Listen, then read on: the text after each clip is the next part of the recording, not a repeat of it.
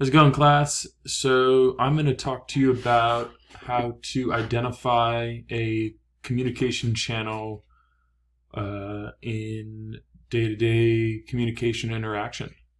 So this is a guide to select the most appropriate message channel. So a little visual that I was able to make.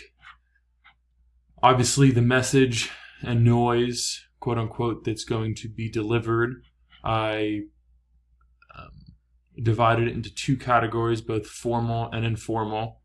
And then within those subcategories, I did face-to-face and virtual. And within the face-to-face, I did horizontal and vertical communication methods. So I'm going to go into and talk about each one. So face-to-face communication, presentation, appearance, as well as body language plays an enormous role in communication. So obviously face-to-face communication, this is going to be crucial in the quality of communication and effectiveness. And then in virtual communication, using technology in most instances, the messenger must demonstrate intention and clarity in the title and headings used in emails and letters, in addition to written letters as well, to exhibit a professional manner.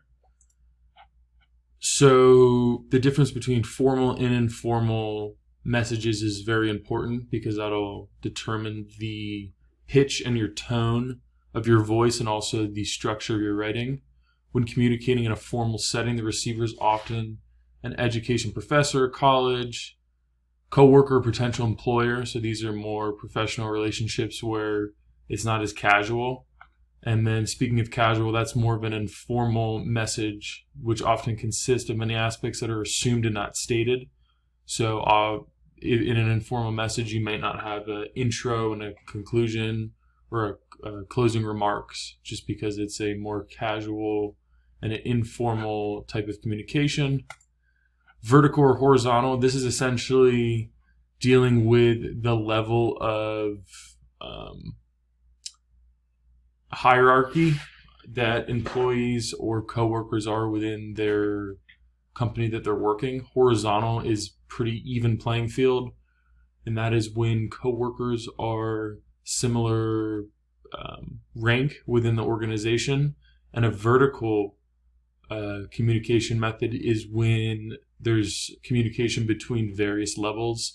For say a first year sales associate writing an email to the president, CEO of the company. So that would be a vertical exchange of communication. The communication channel methods are handwritten, face-to-face channel, email channel, and mobile communication. And the way I kind of divvied it up was, for the most part, in formal communication, you're either going to be in a formal email or in a face-to-face channel.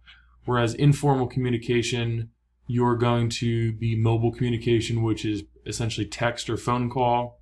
And in those rare instances as well, handwritten channels for letters and like postcards for informal communication. So